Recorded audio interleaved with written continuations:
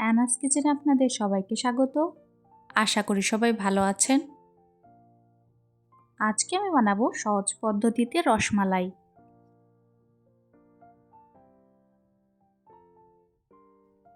প্রথমে 1 লিটার দুধ দিয়ে ছানা কেটে নেব।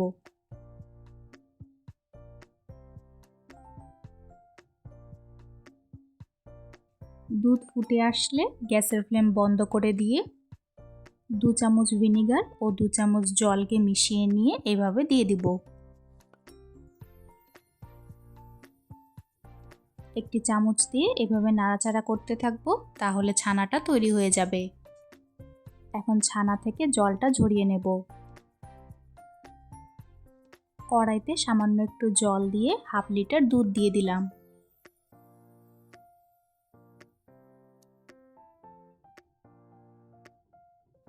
দুধ জাল করে 1/2 লিটার দুধকে 300 ml করে নিতে হবে।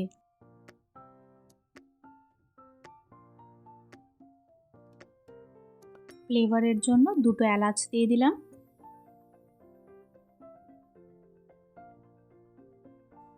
এরপর একটি পাত্রে 1 কাপ চিনি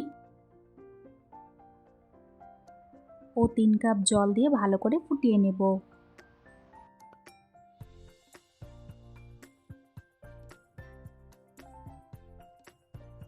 ছানা থেকে জল ঝরিয়ে নিয়েছি। এখন ভালো করে হাত দিয়ে এইভাবে মথে নেব।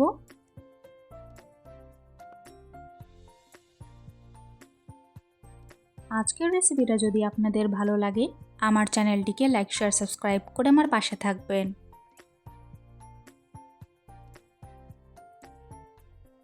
ছানা ভালো করে মেখে নিয়েছি। এখন 1 চামচ ময়দা ও 1/2 টিস্পুন ঘি দিয়ে আবারও ভালো করে মেখে নেব।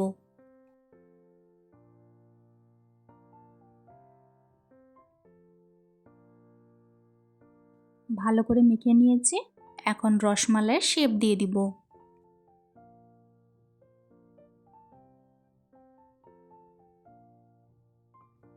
আমি একটু লম্বাটে শেপ দিয়েছি, আপনারা এখানে যে কোনো শেপ দিতে পারেন।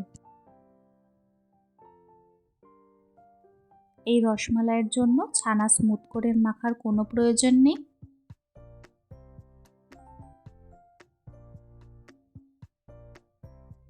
শিরা ফুটে এসেছে।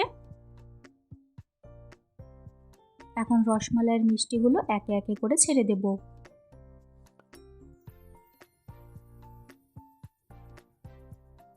মিষ্টিগুলো ছেড়ে দিয়ে 5 মিনিটের জন্য ঢাকা দিয়ে রেখে দেব।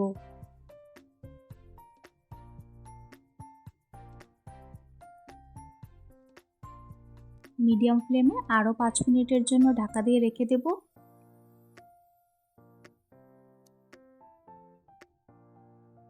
দেখুন 10 মিনিট পর মিষ্টিগুলো কত সুন্দর ফুলে উঠেছে।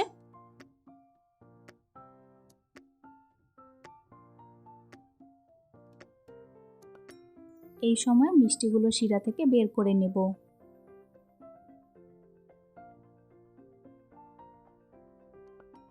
এখানে দুধ জাল করে 300 ml হয়ে এসেছে।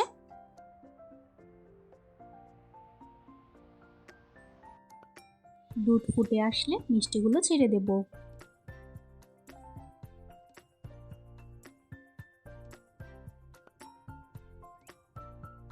মিষ্টিগুলো ছেড়ে দিয়ে 4-5 মিনিট মতন ফুটিয়ে নেব।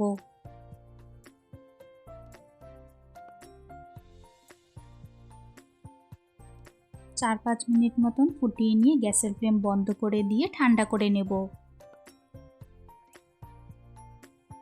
ব্যাস তৈরি হয়ে গেল আমাদের আজকের রেসিপি, খুবই টেস্টি রসমালাই। আমি উপর থেকে একটু কেসার দিয়ে সাজিয়ে দিয়েছি। আমি একটা মিষ্টি একটু কেটে দেখিয়ে দিব, দেখুন কতটা সুন্দর হয়েছে। আর খেতে কিন্তু অসাধারণ হয়। তাই দেরি না করে আমার রেসিপিটি ফলো করে ঝটপট বানিয়ে ফেলুন। রসমালাই ঠান্ডা খেতেই কিন্তু ভীষণ ভালো লাগে, সেজন্য আমি সার্ভ করার আগে 1 ঘন্টার জন্য ফ্রিজে রেখে দিয়েছিলাম।